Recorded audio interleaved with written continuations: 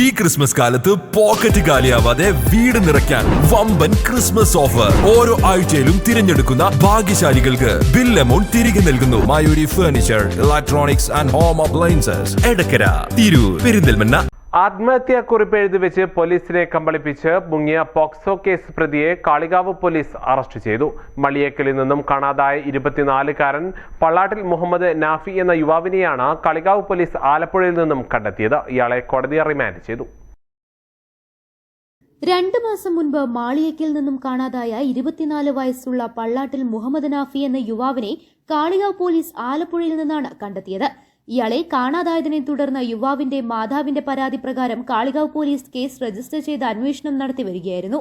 എറണാകുളത്ത് താൻ ജോലി ചെയ്യുന്ന ബ്യൂട്ടി സലൂണിലേക്ക് എന്ന് പറഞ്ഞ വീട്ടിൽ നിന്നും പോയ നാഫി കോഴിക്കോട് ബേപ്പൂർ കടപ്പുറത്തെത്തി ആത്മഹത്യാക്കുറിപ്പ് എഴുതിവെച്ച് തന്റെ വസ്ത്രമടങ്ങിയ ബാഗ് ഉപേക്ഷിച്ച് കടലിൽ ചാടി ആത്മഹത്യ ചെയ്തുവെന്ന് വരുത്തി തീർക്കുകയായിരുന്നു. 2021 മുഹമ്മദ് നാഫി പ്രതിയായ ഒരു പോക്സോ കേസിന്റെ വിചാരണ പെരിന്തൽമണ്ണ പോക്സോ കോടതിയിൽ അന്തിമഘട്ടത്തിലാണ്. ഈ കേസിൽ ശിക്ഷ ഉറപ്പായ നാഫി ശിക്ഷയിൽ നിന്നും രക്ഷപ്പെടുന്നതിനു വേണ്ടിയാണ് ആത്മഹത്യാ നാടകമൊരുക്കിയത്. കടപ്പുറത്ത് ആത്മഹത്യാക്കുറിപ്പ് കണ്ടെത്തിയതിനെ തുടർന്ന് Kalikavu police Beypore police station പരിധിയിലെ കടൽക്കരയിലും സമീപ പ്രദേശങ്ങളിലെ തീരദേശ പോലീസ് സ്റ്റേഷനുകളിലും നേരിട്ട് പോയി അന്വേഷണം നടത്തിയും കേരളത്തിലെ എല്ലാ തീരദേശ പോലീസ് സ്റ്റേഷനുകളിലേക്കും വയർലെസ് സന്ദേശം കൈമാറുകയും ചെയ്തിരുന്നു. തുടർന്ന് കടലിൽ കാണപ്പെട്ട 8ഓളം അജ്ഞാത മൃതദേഹങ്ങൾ പരിശോധിക്കുകയും അന്വേഷണം നടത്തുകയും ചെയ്തിരുന്നുവെങ്കിലും കാണാതായ ആളെക്കുറിച്ച് യാതൊരു തുമ്പും കിട്ടിയിരുന്നില്ല. പ്രതി ജീവിച്ചിരിക്കുന്ന വിവരമറിയാൻ സാധ്യതയുള്ള 30ഓളം ആളുകളെ ശാസ്ത്രീയമായ രീതിയിൽ നിരീക്ഷണം നടത്തി. തുടർന്ന് എറണാകുളം, കോട്ടയം, ആലപ്പുഴ ജില്ലകളിലെ ചില ആളുകളെക്കുറിച്ചുള്ള സൂചന ലഭിക്കുകയും തുടർന്നുള്ള അന്വേഷണത്തിൽ ആലപ്പുഴ, എറണാകുളം ഭാഗങ്ങളിലുള്ള ആളുകളുമായി കുറഞ്ഞ സെക്കൻഡുകൾ മാത്രം ഫോൺ കോളും SMS-കളും ചെയ്തിരുന്ന ഒരു ഫോൺ കണ്ടെത്തി. ഈ ഫോണിലേക്ക് വന്ന ഒരു SMS-നെ ചുറ്റിപ്പറ്റി നടത്തിയ അന്വേഷണത്തിൽ പ്രതിയുടെ എറണാകുളത്തുള്ള പെൺസുഹൃത്തിനാണ് മെസ്സേജ് അയച്ചതെന്ന് കണ്ടെത്തുകയുണ്ടായി.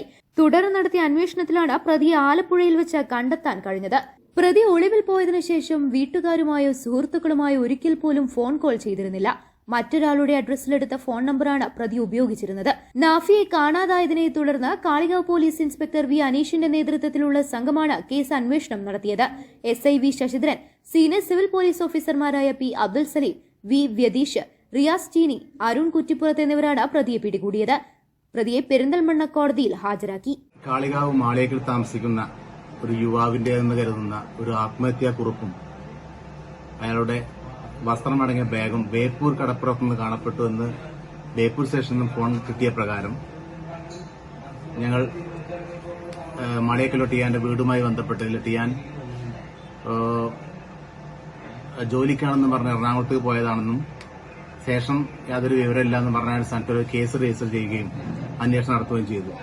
ഇതിന്റെ അടിസ്ഥാനത്തിൽ ഈ കാണാതായ മുഹമ്മദ് നാഫി 24 വയസ്സ് എന്നയാള് 2 ദിവസം മുമ്പ് ടിയാന്റെ വീട്ടിൽ നിന്ന് പോയതാണെന്നും മറ്റുള്ള ആരുമായി യാതൊരു ബന്ധം ഉണ്ടായിട്ടില്ല എന്നും ടിയാന്റെ ഫോൺ സ്വിച്ച് ഓഫ് ആയ നിലയിലുമായിരുന്നു ഉണ്ടായിരുന്നത്.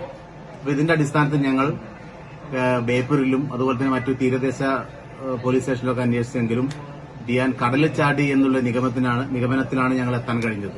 പക്ഷേ അതിനുശേഷം കടലിൽ കാണപ്പെട്ട ഒരു 2, 3, 4ഓളം മൃതദേഹങ്ങൾ, അജ്ഞാത മൃതദേഹങ്ങളെ കുറിച്ച് അന്വേഷണം നടത്തിയാലും ടിയാന്റെ എന്ന് തോന്നുന്ന യാതൊരു തെളിവും തന്നെ ലഭിച്ചില്ല.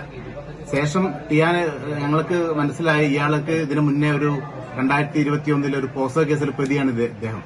അപ്പൊ ഇയാള് ഇതിന്റെ വിചാരണ നടപടികൾ ഇപ്പം പെരിന്തൽമണ്ണ പോക്സോ കോടതിയിൽ നടന്നു വരുന്നുണ്ട്. അപ്പൊ ഈ വിചാരണ നടപടിയിൽ ശിക്ഷ കിട്ടും എന്ന് ഉറപ്പായ മുഹമ്മദ് നാഫി ഈ ശിക്ഷയിൽ നിന്ന് താൽക്കാലികമായി രക്ഷപ്പെടുന്നതിന് വേണ്ടി ഒരു ആത്മഹത്യാ നാടകം ഒരുക്കുമായിരുന്നു എന്ന് ഞങ്ങൾക്ക് ഇതിൽ നിന്നും ബോധ്യപ്പെട്ടു.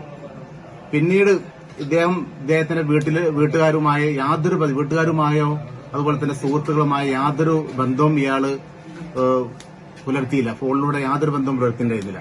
പിന്നീട് ഇദ്ദേഹത്തിന്റെ വീട്ടിലേക്ക് വന്ന ഒരു SMS-ഉം അതുപോലെ തന്നെ ഒരു ചെറിയൊരു ഫോൺ കോളും ആലപ്പുഴ ഭാഗത്തുനിന്ന് വന്ന ഫോൺ കോളുമാണ് ഞങ്ങൾക്ക് ഈ അന്വേഷണത്തിൽ തുമ്പുണ്ടാക്കാൻ സാധിച്ചത്.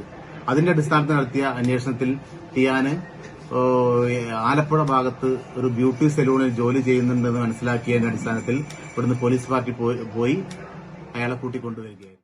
News bureau, Kalikavu. സ്വന്തം ഹൈസ്പീഡ് ഇന്റർനെറ്റ്, നമ്മുടെ സ്വന്തം ഇന്റർനെറ്റ്.